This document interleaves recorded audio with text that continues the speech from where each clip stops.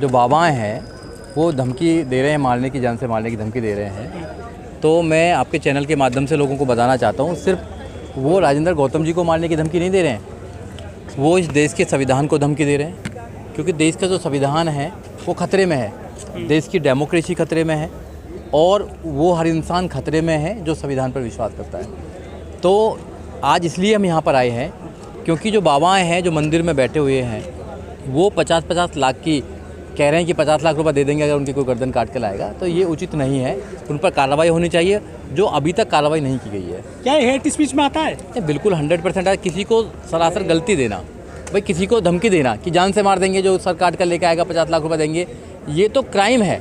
इस पर तो एक FIR होनी चाहिए, उनको जेल में भेजना चाहिए। मगर सरकार जो है, सरकार ना तो FIR करिए ना जेल में भेजने का काम करिए। इट मीन्स कि सरकार का संरक्षण है, सरकार के संरक्षित लोग हैं ये लोग जो लोगों को डराने का काम करते हैं। अब सबसे ज़्यादा सोचने की बात है कि उन्होंने जो एक ब्राह्मण है जो मंदिर में बैठा है, जिसको संसार से कोई लेना देना नहीं है, जो भगवान से जिनका डायरेक्ट लिंक है, उनको किसी एक आदमी की गर्दन काटने का सोच कहाँ से आई? तो ये इस पर सवाल उठता है। इस सवाल ये है कि जब राजेंद्र गौतम जी ने ये कहा लोगों से कि 22 प्रतिज्ञा लो आप, जो बाबा साहब डॉक्टर अम्बेडकर ने 14 अक्टूबर 1956 को नागपुर में कहा था, तो उन्होंने दोहराने का काम किया। तो उनको लगा कि भाई ये तो हमारी रोजी रोटी पर, ये रोजी रोटी को ख़त्म करने का काम कर रहे हैं। तो जब ब्राह्मणों की या पुरोहितों की रोजी रोटी पर कोई बात करेगा तो वो ऐसे ही कहेंगे, वैसी धमकी देंगे। तो आप सीधा साधा देख लिए, जो बाबा साहब डॉक्टर अम्बेडकर ने जो इनकी गर्दन पकड़ने का काम किया था कि इनकी गर्दन पकड़ लीजिए। जब आदमी की गर्दन आप पकड़ लेते हैं तो सांस नहीं आता उसको। जब आप इनके षड्यंत्र से बाहर निकलेंगे, क्योंकि जो हिंदू धर्म है, बाबा साहब डॉक्टर अम्बेडकर कहा कि षड्यंत्र है, वो कोई धर्म नहीं है, षड्यंत्र है। उस षड्यंत्र से निकलना या अपने लोगों को निकालना ही अम्बेडकरवाद है। क्योंकि बाबा साहब डॉक्टर अम्बेडकर ने रास्ता देख के गए हैं। जो बाबा साहब डॉक्टर अम्बेडकर के मानने वाले लोग हैं, जो बाबा साहब डॉक्टर अम्बेडकर के अनुयायी हैं, जो फॉलोवर्स हैं, उनकी ड्यूटी है कि खुद भी वहाँ से षड्यंत्र से बाहर निकलें और लोगों को भी षड्यंत्र से बाहर निकालें। लेकिन सर, जो देश में जो कुछ भी बनाना चाहे, मगर इस संविधान, यहाँ संविधान चलता है, यहाँ बाबा साहब डॉक्टर अम्बेडकर का संविधान चलता है। और संविधान जो है हमारा, जो देश का कोई धर्म नहीं है, लोगों का धर्म हो सकता है मगर देश का कोई धर्म नहीं है, क्योंकि सेकुलर स्टेट है। संविधान के प्रेम्बल में लिखा हो the be the people of India, हम भारत के लोग। कहीं कोई धर्म की बात नहीं कही है, अपना अपना धर्म माने। जैसे वो लोग अपना धर्म मानते हैं, कोई दूसरा आदमी अपोज नहीं करता है, वैसे ही अगर बौद्धिस्ट लोग भी अगर अपनी परंपरा को मानना चाहते हैं तो उनको प्रॉब्लम क्या है? तो फिर कैसे बहुजन समाज को न्याय मिलेगा और कैसे ये बुद्धिज्म को अपना पाएंगे? नहीं, देखो, जो जातिवाद को ख़त्म करना ही मूल मकसद होना चाहिए। बाबा साहब डॉक्टर अम्बेडकर ने जातियाँ ख़त्म करके संविधान बनाया। संविधान में general, OBC, SC, ST, minorities का दिया। आज भी हम जातियों में बटे रहेंगे तो बाबा साहब डॉक्टर अम्बेडकर का जो सपना था, आइडिया ऑफ इंडिया था, वो कभी नहीं बन पाएगा। क्योंकि बाबा साहब डॉक्टर अम्बेडकर ने इस देश में बहुत मेहनत करके एक संविधान दिया और संविधान क्लियर कट कहता है कि हमें जातियों में नहीं रहना चाहिए। क्योंकि जाति से सबसे ज़्यादा प्रॉब्लम हम लोगों को है। जाति से किसी को फ़ायदा है, जिसको फ़ायदा है वो इस देश में जातिवाद बनाए रखना चाहता है, और जिसको नुकसान है उसको जातियों को ख़त्म करना चाहिए। ये समझना चाहिए। अभी हमारे लोग ये समझे ही नहीं है कि हमारी लड़ाई किससे है और हमारी लड़ाई कैसे लड़ी जाएगी। जब तक नहीं समझेंगे, जब तक बात नहीं बनने वाली है। क्योंकि काडर होने चाहिए। बाबा साहब को समझना आसान नहीं है कि बाबा साहब को समझ लेंगे। इस देश में IAS, PCS, doctor, engineer, professor, जज, वकील आसान बनना है, मगर अम्बेडकरवादी बनना उससे ज़्यादा कहीं मुश्किल है। अम्बेडकरवादी बनना है कि आपको लोहे के चने चबाना, बुद्धवादी बनना आपको लोहे के चने चबाना। आप ऐसी बातों पर विश्वास नहीं करेंगे जो तर्क के साथ में स्थापित नहीं होंगी। आप साइंस की बात करेंगे, आप संविधान की बात करेंगे, आप ऐसे लोगों की बात नहीं करेंगे कि आशीर्वाद देकर कुछ भी हो जाएगा। तो अम्बेडकरवादी बनना टफ है। शिकायत पे कार्रवाई नहीं कर रही है सरकार और जो पुलिस? देखो, सरकार तो करा ही रही है ना, सरकार करा रही है। सरकार को पता है कि हम जब तक धर्म की बात करेंगे, जब तक हम ज़्यादा से ज़्यादा लोगों को बेवकूफ़ बना पाएंगे। क्योंकि धर्म के नाम पर लोगों को बेवकूफ़ बनाया जा सकता है। जब आप रोज़गार की बात करेंगे, जब आप एजुकेशन की बात करेंगे, जब आप न्याय की बात करेंगे, तो आप फिर क्या देंगे उनको? जो भी मोदी जी ने वादे किए 2014 से लेकर आज तक, एक भी वादा पूरा हुआ तो बताइए। 2 करोड़ रोज़गार की बात दी, क्या रोज़गार मिला? 100 स्मार्ट सिटी की बात की, क्या स्मार्ट सिटी बनी?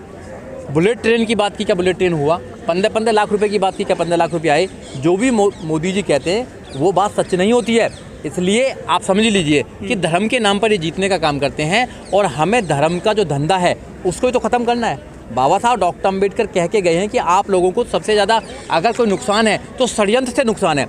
एक षड्यंत्र है, जो हिंदू धर्म है एक षड्यंत्र है उन लाखों करोड़ों लोगों के खिलाफ जो समझ नहीं पा रहे हैं। जिस दिन आप समझ लोगे उस दिन आप आज़ाद हो जाओगे, आप बुद्ध के रास्ते पर चल लोगे, और जिस दिन आप बुद्ध हो जाओगे उस दिन आप शुद्ध हो जाओगे।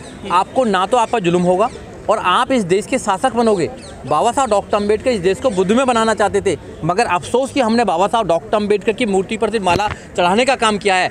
हमने बाबा साहब डॉक्टर अम्बेडकर को जाना नहीं है, और हमें जानना ज़रूरी है, क्योंकि हम पीछे इसलिए हैं क्योंकि हमने बाबा साहब डॉक्टर अम्बेडकर को 100% उनको फॉलो नहीं किया है, उनकी बात पर नहीं चले हैं। लेकिन जो केजरीवाल जी है वो तो बाबा साहब की बात करते हैं, प्रतिमा लगवाते हैं, वो तो चित्र लगवाते हैं ऑफिसों में भी। अब देखा नहीं, ऐसे तो नहीं चलेगा कि बाबा साहब डॉक्टर अम्बेडकर की प्रतिमा लगाएंगे, उस पर माला चढ़ाएंगे, मगर एक उनका मंत्री अगर 22 प्रतिज्ञा लेता है जो बाबा साहब डॉक्टर अम्बेडकर ने ली थी, तो उनको दबाव बनाएंगे कि आपको इस्तीफा देना पड़ेगा। तो मैं ये कहना चाहता हूँ आप लोगों से कि दिखावे में करनी और कथनी में अंतर है। केजरीवाल साहब जो करते हैं यहाँ पर, वो करनी कथनी में अंतर है, हमको समझ लेना चाहिए। मोदी जी जो कहते हैं वो भी करनी कथनी में अंतर है। हमें हमारी लड़ाई खुद लड़नी पड़ेगी, कोई हमारी लड़ाई लड़ेगा ये नहीं हो सकता, क्योंकि वो तो उस लड़ाई को मजबूत कर रहे हैं। सर, क्योंकि वो तो विचार हो सकता है कि अभी राजेंद्र पाल गौतम जी डिसाइड ही नहीं कर पा रहे हैं कि वो लाला की दुकान में काम करेंगे, रहेंगे या छोड़ेंगे। देखो ये मैं कैसे बता सकता हूँ, ये तो राजेंद्र गौतम ही बता पाएंगे आप लोगों को अच्छी तरह कि वो डिसाइड नहीं किया। देखो उनकी मजबूरी रही होगी, पर मैं उन पर कोई कमेंट नहीं करना चाहता हूँ, मगर उनका काम ये साहस मतलब बहुत ही उनका करेजियस काम है कि 22 प्रतिज्ञा तो कम से कम ली। एक मिनिस्टर होने के बावजूद भी उन्होंने 22 प्रतिज्ञा ली, ये भी उनका धन्यवाद हमें करना चाहिए, क्योंकि आदमी में अगर एक भी अच्छाई है तो उसका भी हमें करना चाहिए। हम नेगेटिव पे तो बहुत जल्दी भागते हैं, अच्छाई पे नहीं जाते, हम अच्छाई पे नहीं जाते हैं। तो इसलिए अपने लोगों में अच्छाई भी हैं, अच्छाई की बात करो, क्योंकि हम अपने लोगों की कब तक टांग खींचते रहेंगे। हम अपने लोगों से लड़ते रहते हैं, दूसरों को लड़ने का मौका नहीं मिलता, टाइम नहीं मिलता। हम इसलिए कर रहे हैं कि वो दूसरी जगह जाकर के समझौता समाज को छोड़ देते हैं। नहीं, ऐसा नहीं है। देखो बहुजन समाज के जो नौजवान हैं, अभी जो जनरेशन आ रही है वो समझदार है, वो जानते हैं कि कौन आदमी मिसंदी है, कौन आदमी मिसंदी नहीं है। चिंता ना करें, लोग आने वाले समय में लोग तैयार हो रहे हैं, हम लोगों को तैयार कर रहे हैं कि जो सच को सच और झूठ को झूठ कह सके। हम अम्बेडकरवादी लोग बनाने का काम कर रहे हैं। जो अच्छे अम्बेडकरवादी लोग हैं वो किसी से डरते नहीं हैं, ना उनको लालच है अच्छे पदों की, ना उनको लालच है IAS, ना उनको मिनिस्टर बनने की, ना उनको लालच है MLA MP बनने की। उनको लालच है सिर्फ इस देश में जो सामाजिक परिवर्तन की लड़ाई है, जो आर्थिक मुक्ति की लड़ाई है, वो होनी चाहिए, जो माननीय काशीराम साहब। देखिए मैं आपको फिर बार बार बता रहा हूँ कि वो कितने भी पढ़े लिखे हों, मगर वो अपनी व्यवस्था को पोषित कर रहे हैं, वो अपनी व्यवस्था को बचाने का काम कर रहे हैं। वो ईमानदार लोग हैं अपनी व्यवस्था के प्रति, हम लोग ईमानदार नहीं हैं। वो अगर वहाँ दुर्गे की, लक्ष्मी की अगर मूर्ति लगाना चाहते तो हम क्या करना चाहते हैं? हम भी तो पूजा करते हैं उन लोगों की। हमारा समाज जो बाबा साहब डॉक्टर अम्बेडकर ने जिनको रिजर्वेशन दिया, चाहे 27% हो चाहे 22% हो, भाई 50% अब तो रिजर्वेशन भी तोड़ दिया है। जो सीलिंग था, जो सीलिंग ब्रेक कर दिया उन्होंने, 50% की सीलिंग थी, कल ब्रेक हो गई हो, 10% अब बीकर सेक्शन को भी दिया जाएगा। और यहाँ पे देखिए ना, कमाल की बात है कि जो देश का सुप्रीम कोर्ट वो बता रहा है कि यहाँ गरीब भी अलग अलग है। जो जनरल के गरीब हैं वो अलग हैं, और जो OBC और SC के गरीब हैं वो अलग हैं। वो 8 लाख रुपया के गरीब, 8 लाख के गरीब हैं, यहाँ पर 2 लाख में गरीब हो जाएगा। आप समझ रहे हो बात को? तो गरीबों में भी कर दिया है, तो गरीब भी एक नहीं है। तो यहाँ आपको देखना पड़ेगा, पूरी जनता को एक तरीके से बांटने की साजिश है। यहाँ पर सब लोग एजेंडा चलाने का काम कर रहे हैं। और जो मौजूदा सरकार है, मौजूदा सरकार ने कहा है, उनके मंत्री ने कहा भी है कि हम 50 साल तक आए हैं, हम 50 साल तक यहाँ राज करेंगे, चाहे मीडिया के माध्यम से करें, चाहे वो हमें जुडिशरी के माध्यम से करें, चाहे हमें लोगों को जेल में भेजना पड़े, चाहे धर्म के नाम पर करें, कुछ भी करें, 50 साल तक राज करेंगे यहाँ पर। अब तुम्हें सोचना है कि तुम उनकी जो चालाकी है उसको कैसे खत्म करते हैं। 5 अक्टूबर को हजारों लोगों ने धम्म दीक्षा ली थी। मैनेजमेंट होता है, मैनेजमेंट से आंदोलन होते हैं, एक आदमी आंदोलन नहीं करता है। बुद्ध ने भी आंदोलन, इस देश में सबसे पहला आंदोलन बुद्ध ने किया। मैं बुद्ध को सबसे पहला आंदोलनकारी मानता हूँ जिन्होंने इस व्यवस्था के खिलाफ काम किया था। तो बुद्ध ने भी संघ बनाने का काम किया। बुद्ध ने देखा कि जो काम मैं करना चाहता हूँ लोगों के भले के लिए, मैं अकेला नहीं कर सकता हूँ, मुझे वही संघ बनाना पड़ेगा। बाबा साहब डॉक्टर अम्बेडकर ने भी तीनों जो हमारे पार्ट्स हैं, चाहे वो धार्मिक पार्ट हो, चाहे हमारा सोशली हो, चाहे पॉलिटिकल हो, वहाँ भी बनाने का काम किया। और माननीय काशीराम साहब ने भी किया। अगर कोई आदमी अकेला करना चाहता है लड़ाई को, तो वो जीत नहीं सकता। ये अकेले आदमी की लड़ाई नहीं है, ये संघ की लड़ाई है। सबको तैयार करना पड़ेगा और अपने आने वाली जनरेशन को आपको नेतृत्व देना पड़ेगा, नेतृत्व तैयार करना पड़ेगा। लीडर पैदा नहीं होते, लीडर बनाए जाते हैं। माननीय काशीराम साहब ने लीडर बनाए यहाँ पे। आप लीडर को पैदा करना चाहते हैं कि आप लीडर तो आपके घर में लीडर पैदा होगा? नहीं, आपने एक सवाल मेरे को दे दिया बहुत अच्छा। काशीराम साहब जो लीडर बनाना चाहते थे, वो गरीब झुग्गी झोंपड़ी वाले को बनाना चाहते थे। मैं उसकी बात कर रहा हूँ जो बाबा साहब डॉक्टर अम्बेडकर का जो आइडियोलॉजी है उसको घर घर पहुँचाने की बात कर रहा हूँ। मैं लोगों को लीड करने की बात कर रहा हूँ। तो धार्मिक मोर्चे पर हो, चाहे वो सांस्कृतिक मोर्चे पर हो, चाहे वो और मोर्चे पर हों। आप कर रहे हैं एमएलए एमपी की बात कर रहे हैं। एमएलए एमपी कोई बन सकता है, आसान एमएलए में बने ना, एमएलए एमपी बने ना। सब लोग कहाँ क्या कर रहे हैं अभी मिनिस्टर बने ना, क्या करा मिनिस्टर बन के बताइए। आज हमारे साथ ही कर रहे हैं। तो मिनिस्टर बनना, एमएलए बनना, एमपी बनना बड़ा बहुत काम नहीं है।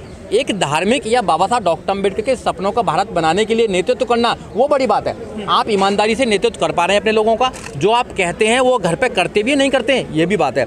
यहाँ पर करनी कथनी में अंतर है। जो हमारे लोग बुद्ध की बात करते हैं, अम्बेडकर की बात करते हैं, सबसे ज़्यादा देवी देवताओं का वही पालन करते हैं, सबसे ज़्यादा उनके घरों में होते हैं, उनकी शादियाँ जो होती हैं सब देवी देवताओं के माध्यम से होती हैं। जो गौतम जी आज आए हैं यहाँ पे आंदोलन में, उनके साथ में आम आदमी पार्टी के हमें लग रहा है को कार्यकर्ता है नहीं ना, जिलाध्यक्ष है ना। और देखिए पार्टी के लोग क्यों नहीं आ रहे हो गौतम जी बता पाएंगे, क्योंकि पार्टी के लोग क्यों नहीं आ रहे हैं। छोड़ दिया उनको अकेला। देखो गौतम जी ने तो अभी एक बहुत बड़ी एक टीम भी बनाई थी, लीगल टीम, वो भी नहीं दिखाई दे रही है। उनके पार्टी के लोग भी नहीं आते। वो पार्टी और गौतम जी के बीच का मामला है, ठीक है ना। वो मैं उसमें कोई कमेंट नहीं करना चाहता हूँ, ना मैं बता सकता।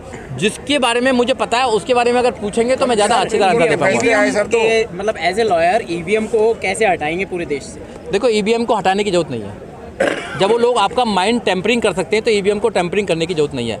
हमारे लोगों का माइंड टेम्परिंग कर सकते हैं वो लोग। जब आप कावड़ लेने जाते हैं तो वो लोग आप पर फूल बरसाने का काम करते हैं। उनके मिनिस्टर, उनके एसएसपी आप पर फूल बरसाने का काम करते हैं। और जब रोजगार लेने जाते हैं तो आपको डंडा बरसाने का काम करते हैं। जब तक ये अंतर समझ में नहीं आएगा, जब तक कुछ बदलने वाला नहीं है।